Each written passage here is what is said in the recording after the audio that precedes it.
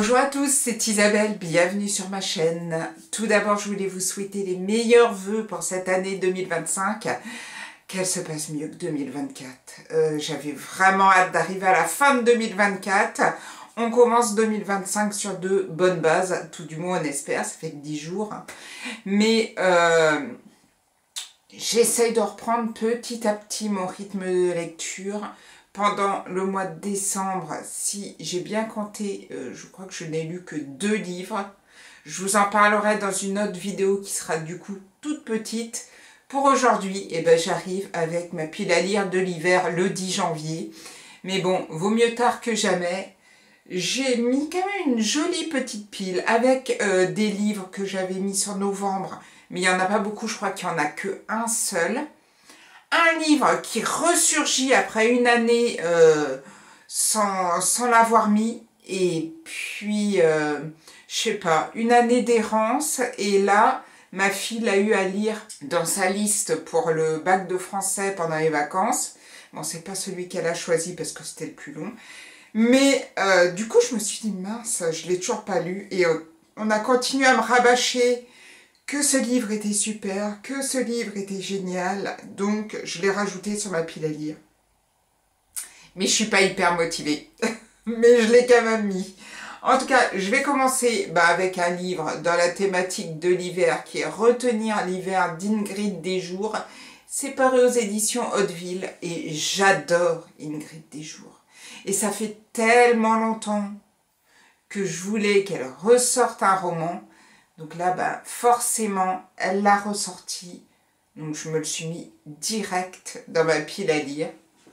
J'ai aussi mis, on reste toujours sur la thématique de l'hiver et je ne l'ai toujours pas lu, le dernier Olivier Norek, Les guerriers de l'hiver.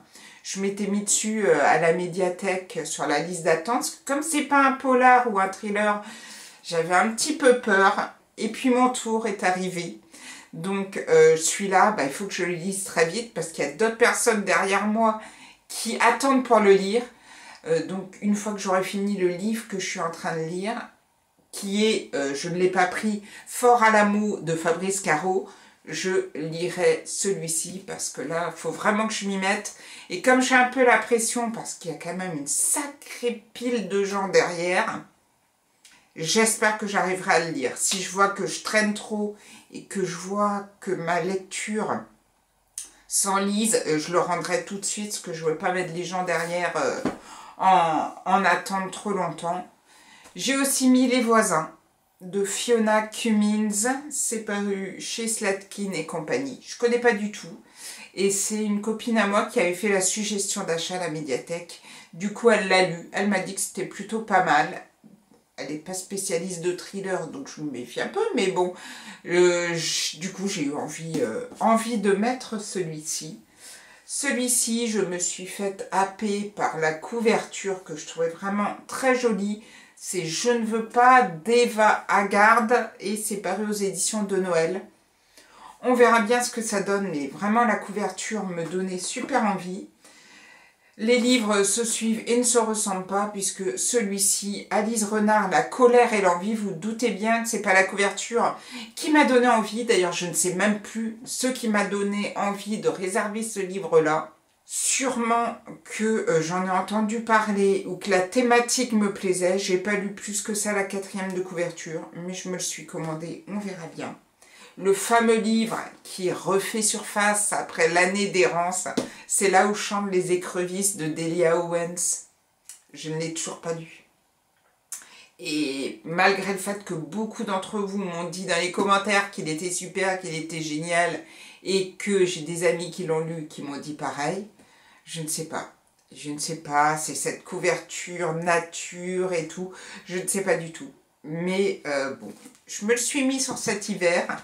On verra bien ce que ça donne. Je vais très vite parce que mon but, de toute façon, c'est pas trop de vous expliquer les bouquins, c'est juste de vous montrer ce que j'ai prévu de lire.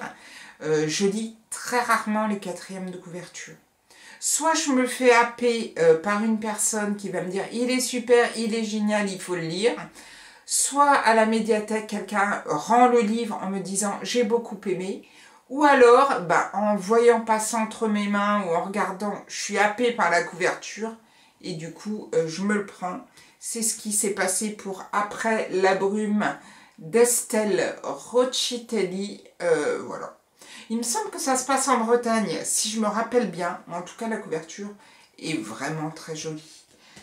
Celui-ci, Pascal Chouffaut, La théorie des ondes, je l'avais mis dans ma pile à lire de novembre avec tout ce qui m'est arrivé, forcément je ne l'ai pas lu. Il est très gros, mais j'ai des personnes de la médiathèque qui l'ont lu et qui m'ont dit qu'il était plutôt pas mal. Donc je me laisse tenter. J'ai essayé de mettre différents styles, parce que si je mets que du thriller, je suis sûre qu'au bout d'un moment je vais m'essouffler, alors qu'avant je ne lisais que ça. Là, j'ai besoin de lire autre chose. Je me suis mis celui-ci, peindre la pluie en couleur d'Aurélie Tramier. C'est paru à La Belle Étoile. La couverture est très très jolie.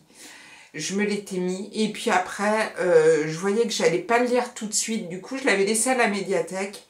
Il y a une dame qui l'a emprunté et quand elle me l'a rendu, elle m'a dit j'ai fondu en larmes à la fin. Ça promet, mais il me tentait trop ce livre.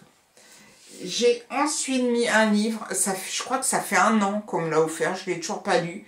Jacques Sausset, Ce qu'il faut de haine. Et comme il me semble qu'il vient de sortir un bouquin, ben on va peut-être essayer finalement de lire celui-ci. J'ai mis Un couple parfait d'Hélène Hilderbrand. C'est paru aux Escales. Au tout début, quand j'ai vu que ce livre était arrivé à la médiathèque, je me suis dit, il faut absolument que je me le prenne, ça a l'air génial, tout le monde parle de la série Netflix et tout. Du coup, je m'étais mis sur la liste d'attente, je l'ai eu. Et là, je sais pas trop. Je sais pas trop quoi en penser, parce que ça me motive pas plus que ça. J'ai un peu regardé sur celui-ci, la 4e de couverture. Ça me tente pas des masses. Si vous l'avez lu, n'hésitez pas à me dire ce que vous en avez pensé. Et ben, je me suis mis le tout dernier livre que j'ai eu pour Noël, les 4 petits meurtres de Noël d'Alexandra Benedict. C'est paru aux éditions Charleston. La couverture est sublime. Maintenant, je ne sais pas ce que ça vaut.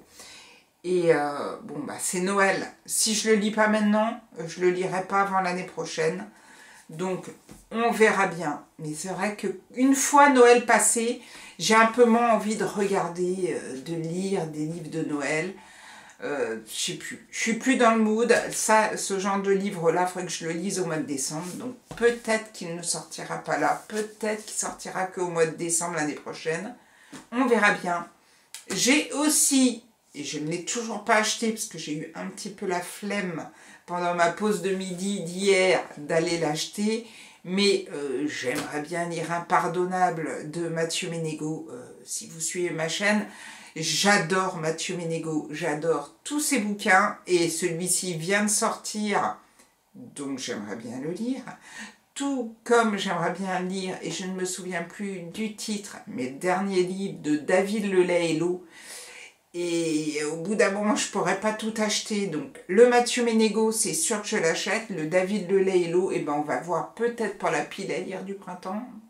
Parce que la préfète est un peu difficile, surtout que j'ai aussi l'anniversaire de ma fille. Donc, j'ai double achat au niveau de Noël. Et ensuite, qu'est-ce qui me donnera envie? Oui,